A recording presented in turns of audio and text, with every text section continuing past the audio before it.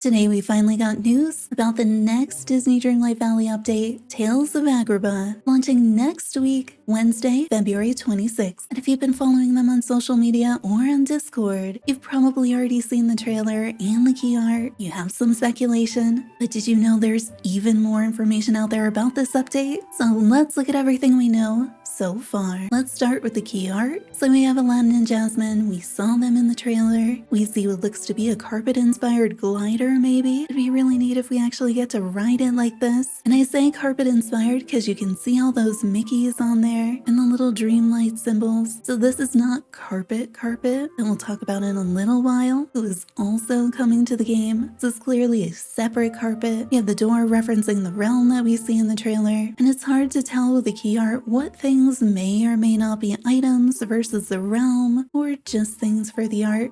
But we do see over here some sort of a spa capybara, which for some reason has a pineapple on his head. That feels in line with the emoji clues we had about the starpath yesterday. So the one with the muddy paw prints and the tub, we were thinking maybe some sort of critter bathing station, something to do with critters, or maybe just a clawfoot tub. And then you've probably seen this video on whatever social media. They tell us that we'll be looking at a realm. I'm not actually playing it, I'm scrubbing through it. That's why it looks like that. So we know we're getting Aladdin and Jasmine from a realm. The realm is going to have sandstorms. We can see these rocks we're probably going to have to break. We'll probably have to stop the sandstorm, and you can see Carpet flying through the sandstorm. So we'll be seeing Aladdin and Jasmine, and they let us know that we'll be able to unlock Carpet as a permanent companion. And so we know for sure we'll be getting Carpet. I'm guessing we have to do something with that sandstorm to stop it, rescue Carpet maybe. Maybe we need to befriend it in some way. And it seems pretty clear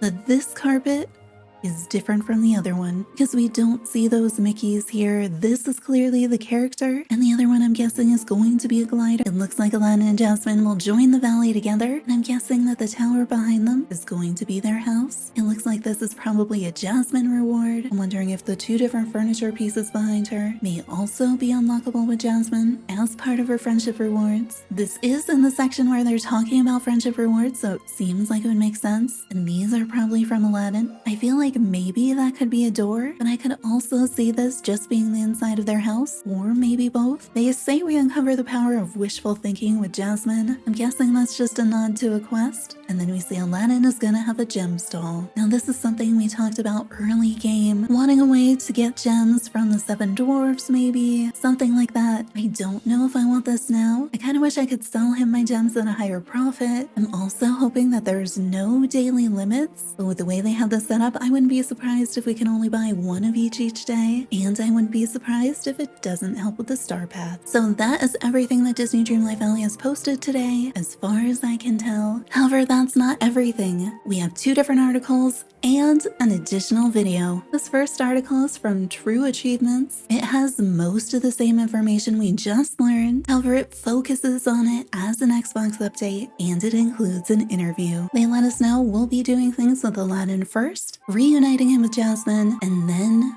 unlocking Magic Carpet. In addition, they tell us there are changes on the way for floating islands, getting 4 new islands, and we're getting a cooking overhaul. That will include a new search feature, filters for quest meals, and restaurant orders. Finally, those have been so frustrating. It seemed like a feature that should have been there from day one. And then they also hint at a surprise from Tiana that's going to help with cooking starpath duties. And we'll have a little bit more on that in just a minute. And they say in the future, not in this update, but sometime in the future, they're exploring improvements to photo mode, which we really need. And they say as the year goes on, they're exploring more social multiplayer features. And not to worry, solo gameplay will always remain central. And that's not all. Go Nintendo has an even longer article, more details, and an even longer video with more sneak peeks. In this article, we find out the themes of the floating islands. So we will be getting Peaceful Meadow, Dazzle Beach, the Glade of Trust, and finally, the Forgotten Lands. So now each of the biomes will have a floating island. We knew that that update would come sometime in the future. It sounds like it's here now. They mention the cooking upgrades, but they also mention a slow cooker, so players can queue up multiple meals at once. So this is most likely the thing that we're unlocking with Tiana. And this article says we're getting more room size options for player houses. I don't know if those are going to be bigger, smaller, maybe a different configuration. And they even reveal the theme to the starpath. They tell us it's going to be the Oasis Retreat, and they try to pretend that starpath duties are relaxing, picking fruit, cooking, gardening, and having conversations with villagers. But they let us know it's a resort-themed starpath with a critter companion path, just like those emoji hints said, palm trees, and more. And it sounds like all of this comes from a press release. I'm a little surprised that these articles are dropping that information before Gameloft does. And then in addition, they have the long-form video of what we saw on social media. The first part of the trailer about the realm seems to be pretty much the same. They still show us Carpet, and the dialogue is all the same here. Then we'll be able to see Aladdin and Jasmine come in, and now we can see all of those friendship rewards in the same room. But the scene, the items, those all look the same. I'm not sure if we could see the teal curtains in the previous one. I don't think it was wide enough to see the pillars. This part is the same as well. And then we can see the stall. We just have a much wider shot of it here. Okay, but now brand new information. The Oasis Retreat Starpath. So this is the official name of it, and we'll get to see some of the items. So here we can see we're getting the jasmine hair. We have these candle holders on the ground, peacock chairs, the hanging plants, potted palm trees, a new wall, potentially a new floor, a new outfit. So we have a whole bunch of wicker furniture. I'm hoping that there's more plants as well. And then they show us this for the companions. So this is actually a house for the capybara, and then we have a little bath station for it too. Not really sure what's going on with all the fruit. Makes me think we might be cooking the capybara. And then they show us the new floating islands, and it looks like this one has water on it. As they continue, it looks like we're going to unlock them in the same way. Take a look at this screen. The glade, meadow, and the beach all have that little water drop icon on them. So we're finally gonna have water on the floating islands. I doubt we'll be able to move it around. That would be ideal, but maybe there's gonna be enough water that we could actually place villagers there, or at least use our water decorations. I didn't even realize it when they first showed us this one. This has to be the beach floating island maybe. I think we have the water out here going off the edge, and you can see there's a ton of sand. They've decorated it with palm trees. So here we get kind of a better view. It's still hard to see because of how decorated and how basically paved it is. It does look like we have some grass. So I'm curious how the terrain is laid out. There's definitely a mix of sand and grass. And then we have all of this water. So if you've been wanting to strand some villagers on a floating island, maybe you'll finally be able to do that. And then here's the one that's definitely the glade. So you have some water here you can decorate in the front. What is the little monster sitting on top of? Is that part of the boat?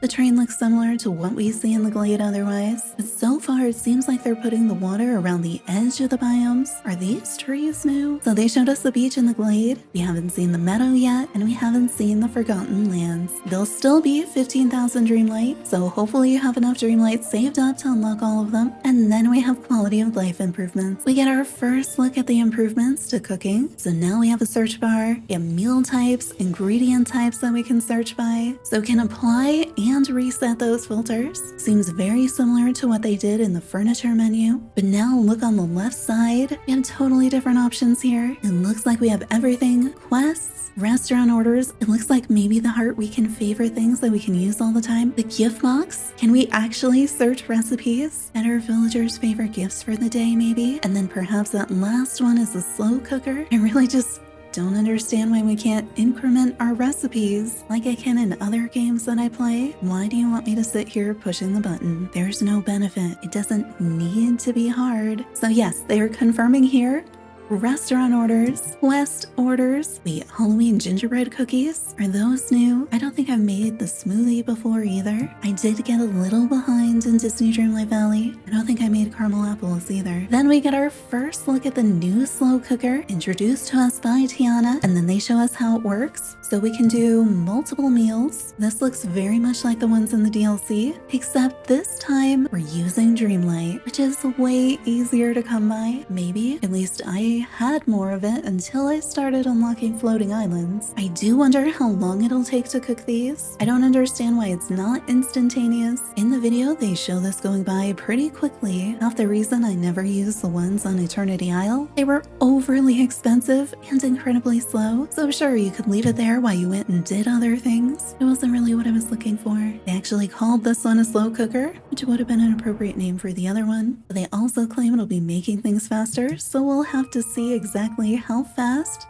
this little bar fills up when we're playing. So they say we also have some updates to the interface. Part of me is sitting here like, what is this? Clearly I haven't been playing nearly enough. Look at the little gift icons. I haven't waited for her to tell me what these are. Are you finally tagging favorite gifts? Kind of the way Hello Kitty Island Adventure does. Okay, so items will now have a tag to tell you where they're from. They say this includes the valley and the expansions. I guess that's fine. If I already have the item in my pocket and I just want to get more of it, maybe. Finally, yes, that gift tag does tell us if an item is a villager's favorite gift for the day. Finally, honestly, gifting in this game, because everything rotates, I enjoy it even less than in Hello Kitty Island Adventure. New premium shop stuff. Oh my goodness. Okay, I'm really low on moonstones because they kinda kept skipping giving me my moonstones for dream snaps, and then maybe I skipped some dream snaps. Look at the little reindeer. It's like a tiny Sven. It's so cute. Okay, I want that. I need a few more dream snaps before they roll these out. The icy cape is kind of neat. Celestial tool ensemble, beautiful. I want that dress. The cloud cottage, also really cute. Kind of looks like it's floating. I kind of want to know how floating it is. But I think the thing they're talking about here is we have this little pin. So let me listen to what she tells us. So now you can pin up to 2 bundles. Interesting. They will stay pinned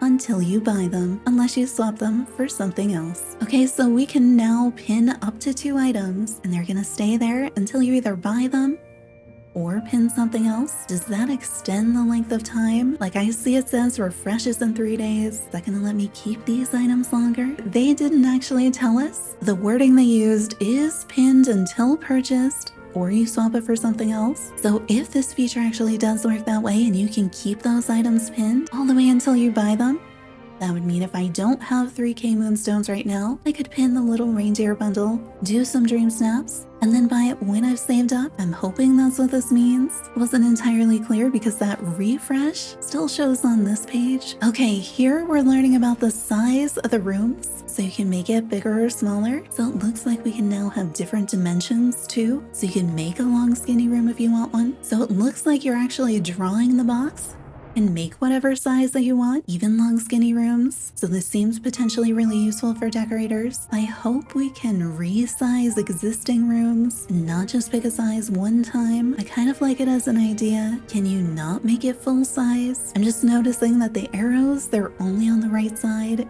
and on the bottom. We have another block going around, so can I not upgrade to the entire square? Either way, that's kind of neat. I think we'll probably see folks doing community challenges, like decorate a room that is 3x6 or 12x4 and see what people come up with. And that's everything we have in the video.